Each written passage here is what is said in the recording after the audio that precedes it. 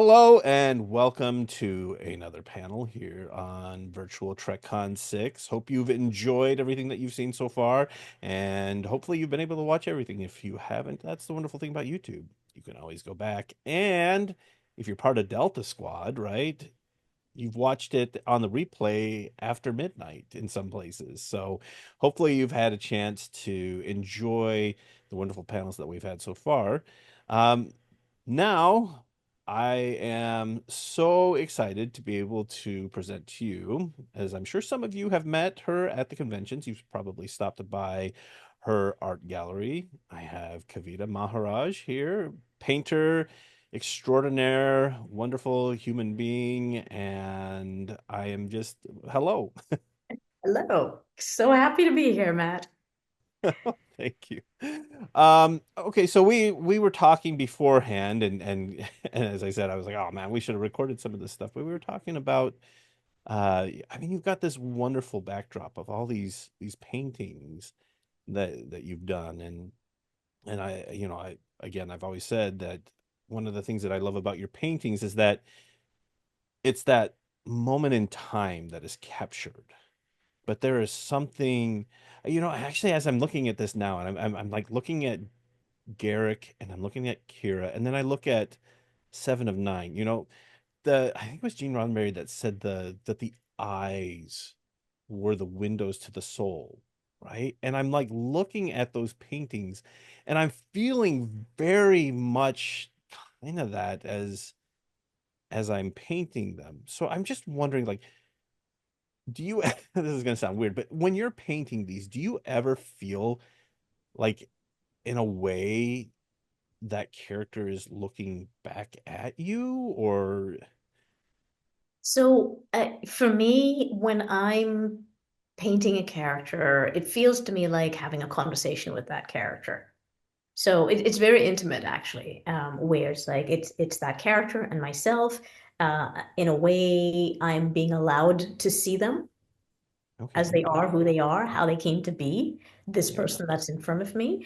And so I would say, yes, there's an intimacy that I receive, and definitely a lot of it happens from the eyes and then the facial expression. And that's actually one of the things that I really look for when I'm choosing, as you had previously mentioned, like a moment in time, right? I'm looking for like that moment where you can kind of see the soul of the person, where you can yeah, see the yeah. pain, right?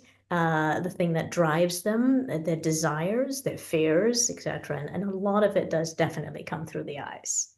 Oh, very cool. Yeah, there's a lot. There's just so many moments in Star Trek where you're like, oh man, that was kind of a powerful moment, but what is it? Like, for example, the Borg Queen Mhm. with Picard that you have Yeah. there. That's just. I mean, in a lot of ways, that's like power and vulnerability in a way. As you're looking at, I mean, Picard is in a position where he's very vulnerable, which is to me contrary to what we're used to seeing Picard as. But in Mhm. this situation, he is. I mean, there's not much he can do with the Borg Queen there. Yeah, he's and actually, when you said, it's not something we really usually see with Picard, and I think that's part of what makes it so important to me as the artist, to do the scene is because I'm like, yeah, we have a cardboard cutout of who our character is, but actually they're a complex human being. And as every human being, they go through anger, they go through fear, they go through anxieties. And in this scene, I am absolutely certain that he's cycling through some of those things, right? There's the fear because he's in this position where he's so completely vulnerable and he doesn't actually know that he's going to be able to overcome this. Things are happening to him that are outside of his will. There's probably anger, which is the thing that a lot of us go to next when we're afraid, right? Because it at least makes us feel powerful when Yeah. we feel the least powerful, right? And so actually the fact that it's not something we see of, Picard as the character very often, that makes it so important to me to portray him this way, to kind of remind myself, even as just the person having that intimate conversation, that everybody, especially the people we aspire to be, go through this. in some way, shape, or form. But yeah, it's interesting you say that the anger is a response. I had a friend who says that what is anger but fear coming out sideways, right? Yeah. Yeah, absolutely. I always tell, because I'm a yoga teacher and I train yoga teachers, and so I teach a lot of philosophy as well. And, I say to my students that, anger is a secondary emotion. Nobody gets angry first. Like, you actually feel something first, and that something that you feel first is depleting to you in some way. So it could be shame, it could be fear, it could be whatever it is, but you feel this thing and it depletes your energy, and then you get angry because anger gives you this burst and drive of energy. So whenever you get angry, the thing is to go, okay, what came before I got angry? Like that split second before I was really pissed off, Yeah. what was I actually feeling? Because that's the Yeah. thing to deal with. So I absolutely agree. And it's not always fear, but fear is a huge motivator of anger, right? But whatever it is, it's something that depletes you. It's something that does not make you feel good. And then you get angry in order to, Yeah. to kind of move you out of that feeling of this thing that you don't like. Yeah. I can say for myself that it oftentimes starts as a place of feeling compromised, vulnerable in the sense that I'm feeling compromised, where I'm like, I don't Mhm. have like there's something that's happening that I don't like that's happening to me, but I don't know how to, and so then I'm like, oh, now I'm like, now I'm mad because now I'm feeling like I can't do anything. You feel that hopeless, powerless kind of feeling. And so it's Yes. like you That's said, the depletion, right? right, The exactly. top. And then I feel powerful when I'm pissed about it. Yeah. It seems like I can get somewhere. Maybe don't know where I'm getting, but I'm gonna get somewhere because I'm mad now. So okay, so you mentioned that you're a yoga instructor, which I knew, but maybe not everybody knows. Now, just the thought that popped in my head is as you were talking about that, does that does that play and I know that you are a big fan of Spock. Mhm. Does that, those philosophies that you have embraced through yoga and teaching others, I mean, do you find those things in the character of Spock? Is what is it that drew you to him? So, I'm going to answer the first part of the question, and I can always come back to that first part again. But yes, there's definitely the thing about yoga philosophy is definitely found in the character Spock specifically. Spock is a stoic, and so are yogis. Yogis are stoics, right? In terms of how they approach themselves, the world, and that sort of thing. But actually, your second question, I kind of want to look at that one when you said, what is it basically about Spock, right? And like what appealed to me about Spock? Why was Spock of interest to me? And the truth is that I grew up in an abusive home. And I went through a number of different types of abuse growing up as a child. Mm, And so one of the things that happened was feeling like I was always alone to figure it out, to get through it, because none of the adults cared. In fact, the adults were the ones doing it.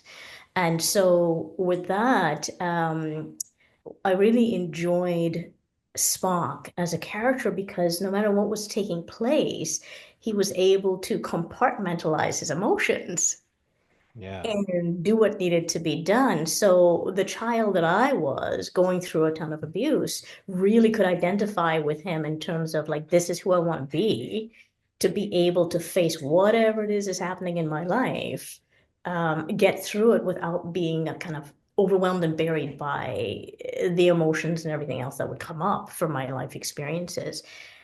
So very specifically, like that's why Spock appealed to me.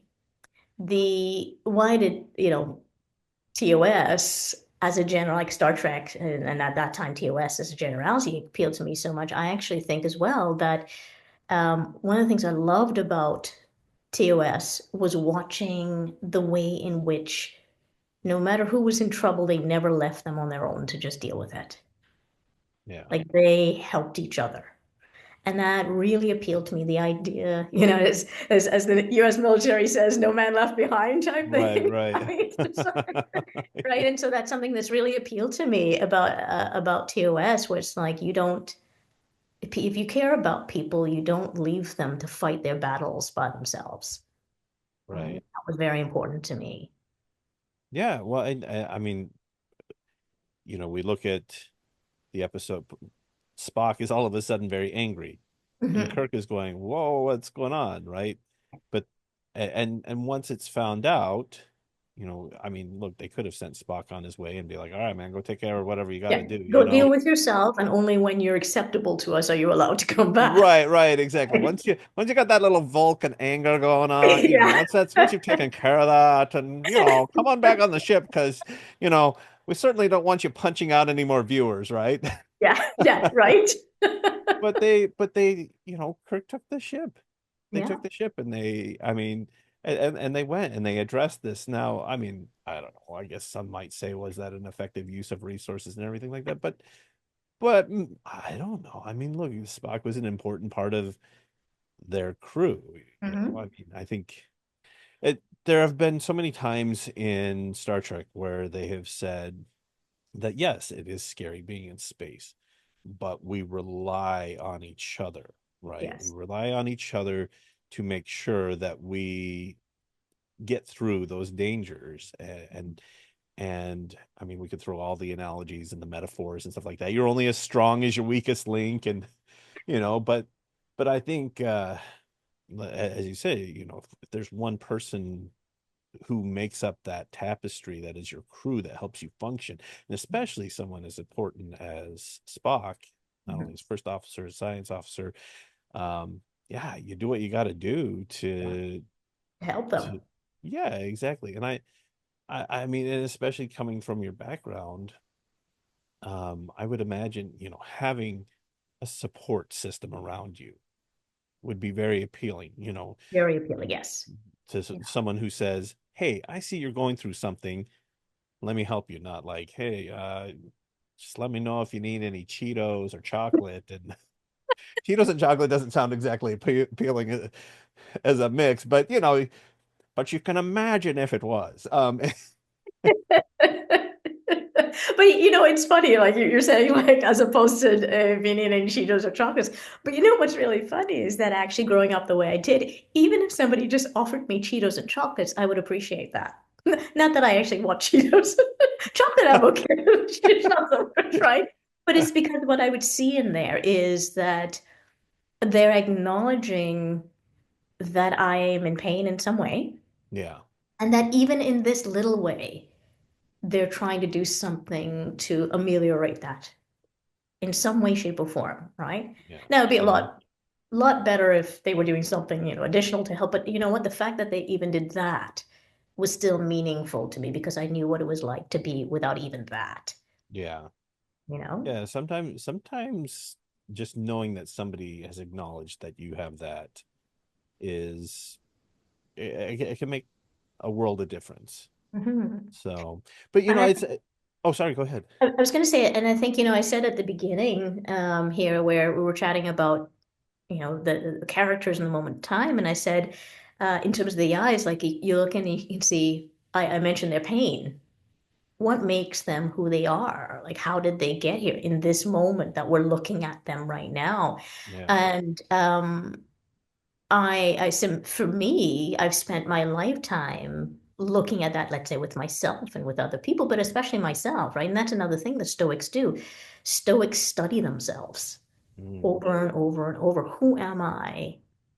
What makes me who I am? What is my purpose for being? How can I improve upon myself? And in order to do that, you have to also understand all the things that have brought you to where you are, right? right. And so I tend to do that with myself, but I also do that with my characters. When I'm painting the character, I'm really trying to think, who are they and how did they get here? And I don't just mean, oh, well, I walked down the street and Starfleet Academy was there, so I walked in. Not that. Right. I want you to join. Right? Yeah. Right? But it's like, okay, but here's the thing. You walk down the street and you saw Starfleet Academy, and something moved you enough to go in to join Starfleet Academy. Why? Where did that come from? What is it that motivated you? Not just to take that action, right? But then to continue down it, why did you become a Starfleet officer, which is different from why this person became a Starfleet officer? And so I think I'm always trying to investigate and also give visual description to that when I'm creating my paintings of these characters. Well, it shows. I mean, I don't know. I mean, maybe you've had other people tell you this, but I look at your paintings and I don't, they don't feel like just painting. Like, and I don't know if this makes sense, but I look at it and I know that this was something that you created, but at the same time, it feels real to me. Like it's like it's a frozen moment in time. So, um, but hearing that that is your approach to it, um, I, I I just think that's one of the cool things about art in general is that we ask the question, why does it move us? Why do we feel a certain way when we look at that? And maybe it's we see ourselves Yeah. in that moment. Maybe we see, like you said, maybe there's pain behind those eyes. And Mhm. it reminds me of Star Trek 5, as Cybok is there trying to take away their pain, Kirk's like, I need my pain. Yeah. And how many of us at some point in our life have wished that pain was not, what those painful moments that we've experienced in our life Mhm. would go away. But Yes. when you stop and you think about it, well, no, those shaped us to be Mhm. the person that we are. And hopefully we can use those moments that when we see somebody else who is in a time of need, that we can provide them with I don't know, some comfort, some Mhm. guidance, or even just to say, hey, I'm here. um so I don't know. I just That's one Yeah. of the things I love about your paintings. Thank you. And that scene where Spock doesn't, I mean, McCoy happily gives up his pain, but Kirk says, "No, I need my pain. My pain basically is who I am." Right? And I look at that and I actually think like I feel like the ideal is somewhere in between. I think the ideal is yes, your pain has made you who you are today, but can we now give up the pain to move forward? Because Yeah, that it's an interesting thing because I feel like the pain is the pain's a vehicle that gets you somewhere, but unless you get out of the car, then it becomes a detriment to you once you get to right. where you're going, right? And so it's an interesting thing, and who determines when it's time to get out of the car? Yeah, But at what point? But I agree with you wholeheartedly that the pain that we as people, everybody goes through, in whatever way they go through that is there to shape them. And it's always interesting to me. And again, we look at it with our characters. I don't have my Ricardo Montalban Khan in the back here, I don't think. Um, but it's always interesting to me to again the question of or nobility, which is what drives me is to watch where sometimes a character, a person, I think doesn't get out of the car early enough, where they've actually kind of come to believe that they are trapped forever in that car and the car is them now. And they do everything to protect the car, and the car represents your pain. yeah, And so they eventually start making really bad decisions because of now protecting that pain at all costs, as if the pain itself is the reward.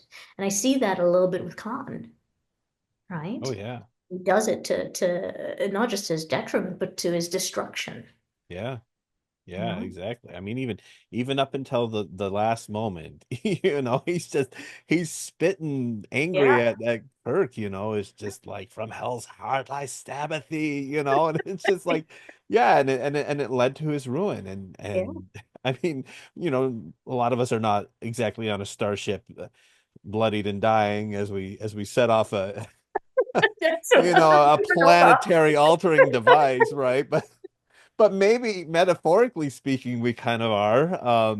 It makes me think of Kira though. Like you talk about at what point do we get out of the car? And it makes me think of Kira as I'm looking at her image back there and the episode of Deep Space Nine where they get trapped on that planet where, you know, the nanites are reviving the people once they die and Yes. Kyle Paka dies and that moment in which, you know, Kira is very fired up about the defense, you know, their defense, we got to stop all this, da, da, da. And she has that moment with Opaka where she realizes that, oh, wait, no, I actually, you know, for as much as I say that I'm not this, Mhm. I am that, and that Mhm. realization that comes to her, Mhm. And do and I want to be this? yeah, yeah. Do I want to let that anger drive me? Do I want to be this person who is constantly, like you say, protecting the car? You know, I'm always protecting myself. You know, I need that. That's what defines me. You know, that pain and that anger defines me. So And you know, when you were just saying that she comes to the moment of realization where, you know, as much as I say I'm not this, I am this. That's the first part. The first part is to acknowledge how you are before you can get to the part where you go, do I want to continue to be this, right? And a lot of us, the things about ourselves that we do not want to acknowledge that it is.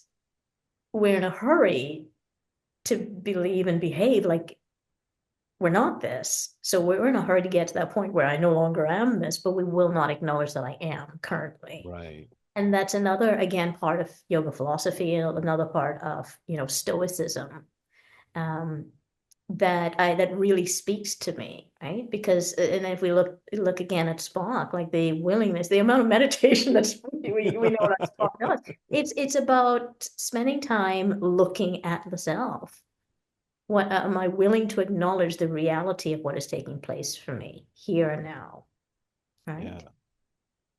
Well, and you know, it's as you say, I'm thinking about these paintings that you've done of Spock, and a lot of them are very contemplative, like, and it makes, you know, Spock is such an interesting character in the sense that, you know, he's pulled in two different directions, right? He's got his Vulcan uh biology, he's got his human biology, and in some ways they're same, and in other ways they're very different.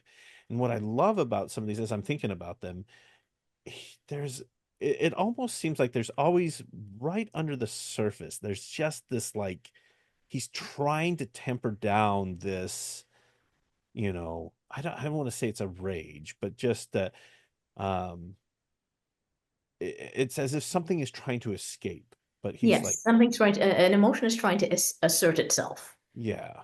And so he has those moments, and I mean, and that's, I don't know, I guess I always kind of felt like that's the way that Leonard played Spock, is from that position of like, in some ways he's always like, okay, my face says I'm cool right now, but at any given moment, I could totally jack you up with like a freaking But Vulcan oh, neck pinch, you know, like, right? Like he's like I could just be like, "Whatcha," you know, and like, and you're down, nobody hit you.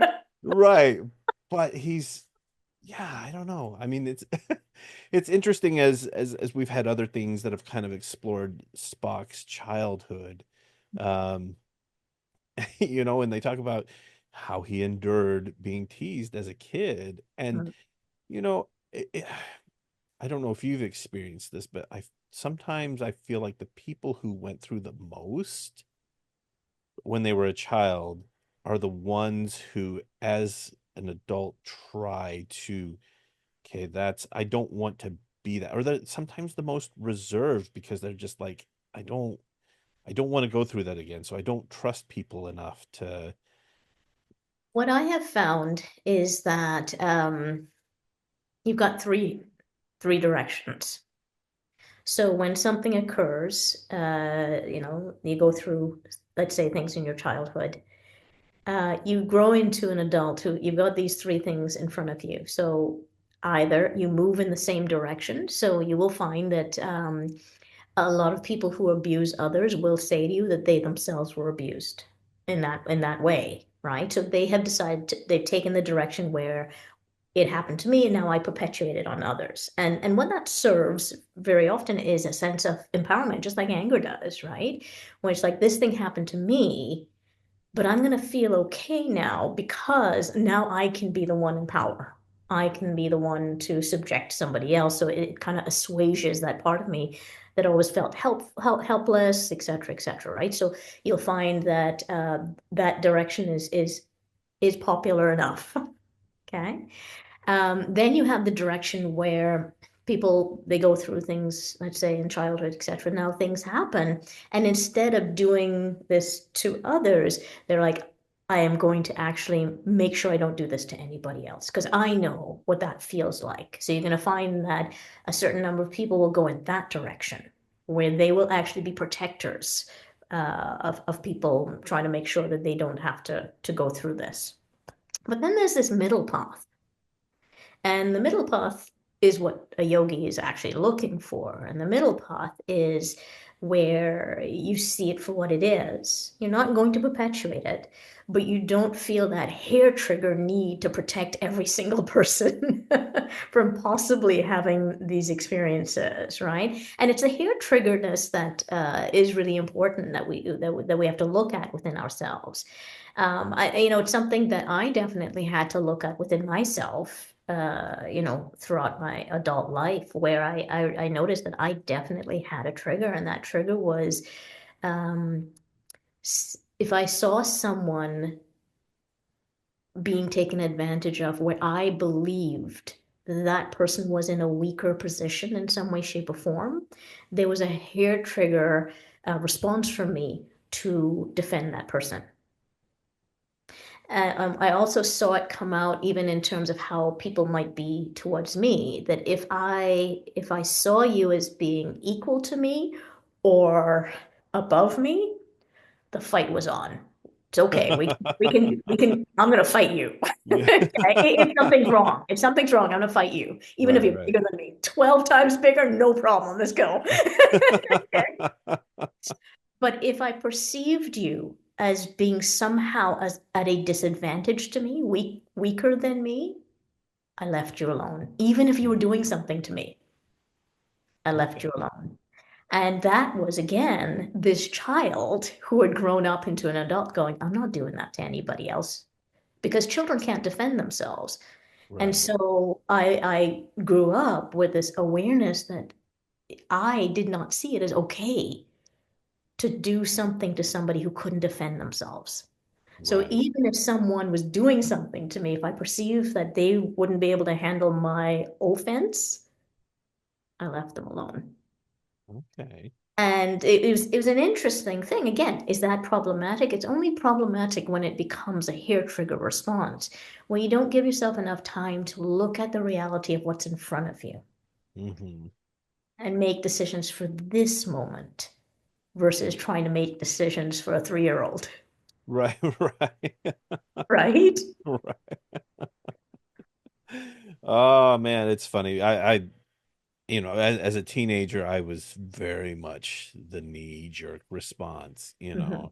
and I'd be like, rah, and then, and then I don't know. At one point, you start to think back at that, and I'll even now, I'll still have moments where I kind of look back at as a kid moments and how I reacted in that moment, and oh my gosh, I have secondhand embarrassment for myself Oh, in those moments. I'm like, oh my gosh, why would you respond in that way? Why was that the response that you thought was like, that was you the know what, appropriate. this is the choice that I am making today. I'm gonna do this, and I look back at that, I'm like, dude, not cool. Like I'm embarrassed for you. And you're like, wait, that was yourself. And I'm like, I Yeah. know, I'm still embarrassed for me. You know what I mean?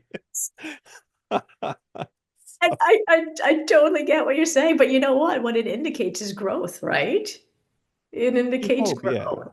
growth and self-awareness. And that's the whole thing is like you gotta keep building your self-awareness, and hopefully you're more aware today than you were yesterday, which Yesterday, means right? hopefully you're able Exactly. to look back and go, oh, so not what I would choose to do now. Yeah, like I know I'm like hoodie up with the sunglasses on. I don't know that Right? guy, you know? And I think that's one of the things I actually really enjoyed seeing in like let's say the trajectory of Worf back there. Like we see him in TNG, we're introduced to him in TNG, and he's this like, you know, I'm Klingon and I would if you were any other man, I would kill you where you stand, right? Because Right. it's all about honor and what have you, right? Right. And we see him as it goes on, and then we meet him in Picard, and he's like, "Would you like some chamomile tea? I'm a pacifist." Right. We're Right? all gonna die. Right. So this pacifist war, but it actually made a lot of sense to me when we meet him in Picard that he would be a pacifist at this point, that he'd had enough life experience, tried out enough ways of being, started to realize the reality of things to go, well, maybe pacifism instead, because I can see how these ways of being were more destructive, didn't really get us where we wanted to go, right? It actually says a lot. Forget about the fact that he's a pacifist. It's not really about being a pacifist or not. What it shows is a character who has really been trying to learn throughout his whole life, learn about who he is, be accountable to himself, Hmm. and actually make conscious choices. I thought his arc was great, Well, you know. and find peace, Hmm. because again, we have a, Worf as a character, okay, Klingon, right? I mean, he's Hmm. not dealing with biology here, but But then he's spent a raised good, by yeah, the human yeah, parent. exactly. And to think of the number of issues that he had every time he tried to go back to those Klingon roots, they his cousins laughed at him. Other Klingons laughed at him, and he's always so like, it's I in my heart I'm Klingon, and he always seemed to have that rage, and I thought it was really neat to see him at that point in his life where he's like, you know what, I am okay Hmm. with who I am. Yeah, I don't feel the need to, like, I don't have to be what these other groups expect me to be, because who I am is good. yeah, And in a way I kind of felt like he was more, I don't want to say powerful, because I don't know if that's the term that I'm looking for, but like in a way he was more of a warrior at that point than when he was angry, flailing about. I mean, he was so controlled. Like when he's fighting Rafi, when they're play fighting and everything, and she's coming at him just no exactly way. the same. Yeah, exactly the same way that he used to be. Yeah. Just kind of that unbridled, like, burning rage inside of him, and he's like, "Oh man, I've been down this path," and he just very kindly, and then like you said, would you like some tea? Like, It's just so. we were talking about, and I can't remember if we were recording or if this was before we started recording, but we were talking about the idea of anger, right? And that, anger being the secondary emotion that had happened when we felt something that would deplete us. And I think that's exactly why he is more powerful at peace than he is when we see him, as this warrior's like, I would kill you where you stand type thing. He appears on the surface as being more powerful when he's like, I'll kill you where you stand.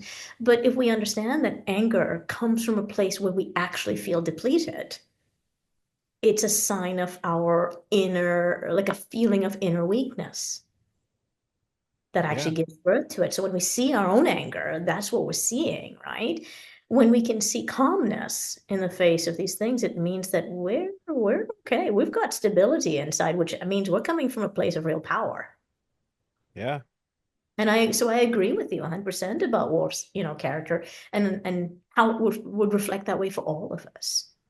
Yeah, yeah. Well, it makes me think of in The Mask of Zorro, when Antonio Banderas's character comes at Anthony Hopkins, who's the first Zorro, and he's just standing there as cool as can be, and Antonio Banderas is like, and he just sidesteps, And when you have that rage, I guess you're not like You like don't you think said, the clearly. place of, yeah, the place of control is where the true power lies, because you're not, your decision making ability is not altered. Uh, Hmm. it's not impaired Yeah. by that, sometimes that blind rage that we feel. um Speaking of blind rage, like I don't know why blind rage made me think of Garrick behind, we were talking about Garrick earlier, and and his character, and we talked. Deep Space Nine is a show that is full of so much rich character development, and to know that, I'm looking at this painting, and it's the very mischievous Garrick, my dear doctor, they're all true, or especially the lies, like and I love that. But we learn bits and pieces about Garrick, and he was very brutal, Hmm. to in his, I don't know if you want to say it was a quest for approval from his Hmm. father, Nabrantane, Yeah. who never, not even to the day that he died, really acknowledged that Garrick was his son. You're not Yeah. my son, Garrick. I do think it's the quest for approval, because even the idea of belonging is about being loved, right? Approval is about being loved. And it's very biological when we look at it. So, one of the things that I don't know if I ever mentioned this, Matt, but I also run a mentorship, a self-mastery mentorship. And one of the things that I tell my mentees is that, look, when you're a baby, like literally a baby cannot survive unless somebody loves them enough to pick them up, hold them. But newborns that are not held will die. Mm, So somebody has to love you enough to pick you up, hold you, feed you, keep you like warm, sheltered, because you can't do any of that for yourself. The other thing is you have no idea how to navigate this world at all. You're a baby.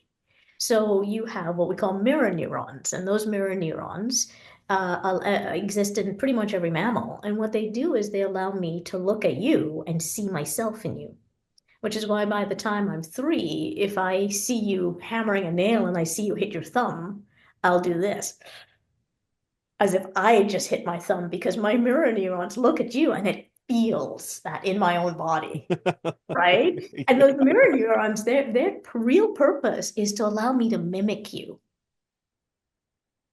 And that's what I'm supposed to be doing with my parents. As a baby, I'm looking at them and they seem to have the world figured out. I have no idea what's going on. So I'm trying to mimic them. And I notice that when I do certain things, they appear to approve of me, which is to say, they appear to love me, which is to say, they appear to be willing to protect me, feed me, hold me, all the things I literally need for survival. So approval is about love, yes, but love is about survival. When we grow up, we still have that biological imperative. We still have those mirror neurons, etc. And our mind still wants to behave as if people don't love us, we will die. Mm, Even though when we, become adults like you and I, we can feed ourselves, hopefully, house ourselves, hopefully, yeah, right? We don't need somebody to hold us, even though it feels good, right? We can right. we can survive on our own. It'll be harder to do it, but we can do it. But that biological imperative still fires off inside of us, and it says, if that person doesn't like me, I'm gonna die. And there's that impetus that comes up within us to try to win their approval.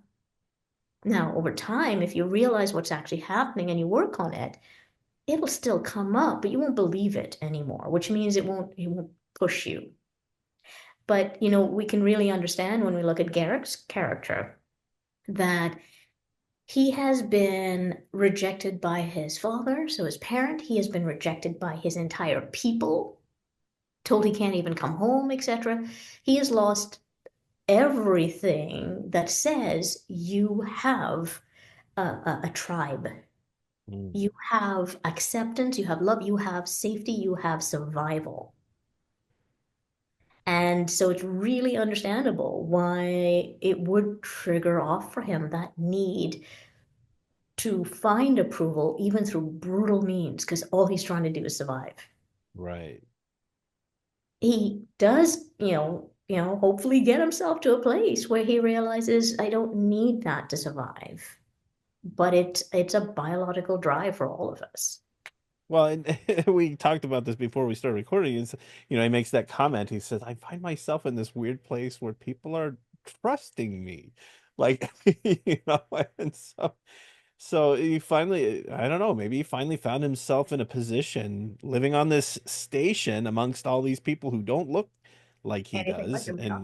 and that they actually accept him. And he Accept him. Yeah. maybe that's it. Maybe finally has that acceptance in the most unlikely place that he thought, you Hmm. know, amongst all these people who his people persecuted for so many years. Yes. And those federation, the federation, cloy like root beer. Yes. Yes. I'm not a fan of Oh Rivera. man, I love it. Well, it just Daniel. it has to be a certain kind, because there are some root beers that are You're very, like, mm. yeah, they're not like, if this is supposed to be the Federation, well, bring on the Dominion. But so okay, so this year is the 30th anniversary of Voyager, Mhm. and I've noticed that you started a Voyager painting. Have, and I'm really happy with it so far. I haven't put up a photo of some of the work I've done today, and I'm going to do a bit more tonight before I put up the photo. Really happy with it. And what's actually kind of cool for me about doing this painting is that at my first SDLV, my first big Star Trek convention, which was back in 2019, Rick Sternbach actually came and introduced himself to me. So for, those of you who don't know Rick Sternbach, I'm sure you do, Matt. Oh yeah. So Rick actually designed the USS Voyager. I remember him. He and I spent a good long time chatting at SDLV, and then he came back to see me the next day, which was great. And he had described it as his baby, like that ship was his baby.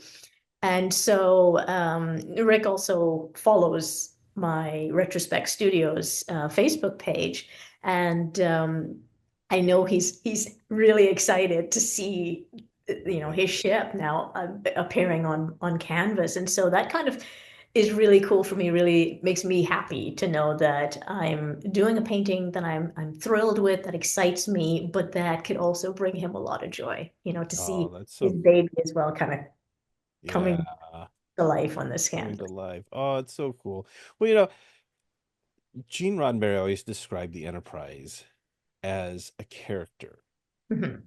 We care about what happens to the ship. I mean, obviously, because we care about the people who are on the ship, but the ship itself, whether it's the Enterprise in the movies, the refit, right, or the Enterprise D, Voyager, the Defiant, the Deep Space Nine, we care about what happens, because that's like, I don't know, it just becomes a character, and. I think, yes, I absolutely agree that it becomes a character, but I also think, if I step away from the idea that the ship is a character, I also see something else. And I think back to, let's say, what in Canada we call university, you guys call college, right? And I think about basically going to school, whether it was high school or college or university or what have you. Um, and I don't know about you, Matt, but when I was in school, I had a lot of friends. And why did I have a lot of friends? And I'm sure you had a lot of friends and whatnot. It's because you were all in the same place and the same stage of your life, pursuing the same things. It Right. was so easy to bond with one another and collect together, right? And then you grow up and you became an adult. And then you went Dang on. it. I tried not to. Right, but it happened despite all your efforts. You became an adult and you moved all over the place and you had completely different jobs and you spent 8 hours with other people or at home or whatever it is. But it became a whole lot harder to maintain friendships, right? And Yeah. so the loss of that physical place, be it your high school or college or university, whatever it is, actually could result in the loss of these relationships that were so meaningful to you. And I think to some extent, we know that the Enterprise allows all of these crew members to be together, Yeah, live yeah, together, to create a life together, to create bonds with one another. And so there's the part of us that also wants to protect the ship in order to protect all of these relationships that are so important to us. yeah, yeah. I would agree. I was gonna say, it's not just some floating thing up in the cosmos. It's home. Yeah, it's home. Yeah. And it's funny because I think a lot of people, to that extent, a lot of people feel that way about these Star Trek series that we have, right? Because even though we don't interact with them on a one-on-one basis, they become in a way our friends Yeah. and family. And it's a I don't know, it's maybe a place of belonging. Mhm. And it's interesting that you should bring that up because I've been having these discussions with my son who's now 19, Mhm. and he's graduated from high school and everything, and and is feeling very lost, Yeah. it's interesting to talk to him, and like, he's not quite sure what direction he wants to go in. And I keep telling him, I'm like, dude, you have so many opportunities, but you got to pick one first and see if you like it. Try that out. Right, you have to pick it and find out which one you like, and in a way, we have that option with Star Trek. I mean, I think we've been very fortunate that a lot of these crews are options that we can choose to go in, and we find something amazing and wonderful, and the stories that are told there. Yeah. But uh, it's yeah, it definitely is that place of home and that place of belonging and then maybe that's why as fans they get so passionate about defending which Star Trek that they like because Mhm. it's not you're not just attacking their a TV show. Oh, it's just a TV show. But no, it it is you're attacking something of value. It, Yes, you're attacking the relationships. You're attacking home. You're attacking their relationships. You're attacking the things that have developed real meaning for them, real places where they feel like they can be themselves, right? Mhm. And as a result, yeah, you're attacking home. Yeah. Well, I had a sister who's next. I'm the oldest, she's the next, and she was always so grumpy when we were growing up. But man, let me tell you, anybody tried to mess with anybody else in the family, oh, it was on. It Yeah. was on. You better watch out. I'm like, oh, I feel bad for that person right now because she's coming. So, And again, 12 times bigger, no problem. right, exactly. I know. I'm like, whoa, whoa, easy, easy, easy. That person could squash you. Yes, Okay. I know exactly. it. I know You're you this think, big. yeah, you're this big to that person. They're gonna squash you. It's okay. Come on, come on. Anyway, well, we are out of time, but before we go, Kavita, can you tell everybody where they can find you online? Sure. So my website is www.retrospectstudios.ca, CA because I'm in Canada. Or you can find us on Facebook, and I believe it's Facebook, .com/retrospect.art. I believe so. I should know that by heart, shouldn't I? I should. Well, we'll make sure to put the links in the Okay, I description below. appreciate that. Yeah. My Instagram handle is at Commander Spock UFP, as in United Federation of Planets. Nice. And that's also obviously my handle on Threads as well. So you can find me in all of those places. Awesome. Amazing. Yeah, if you are not, I highly recommend following. There's a lot of really, really cool art that's happening over there and, a lot of fun life stuff as well. So, Kavita, thank you so much My absolute for pleasure. spending this time with us. And for the rest of you, make sure to check the description below for the next Virtual TrekCon video. And also make sure to check out virtualtrekcon.com if you want to get the full schedule and know which panels that you can be excited about and check it out. So, all right.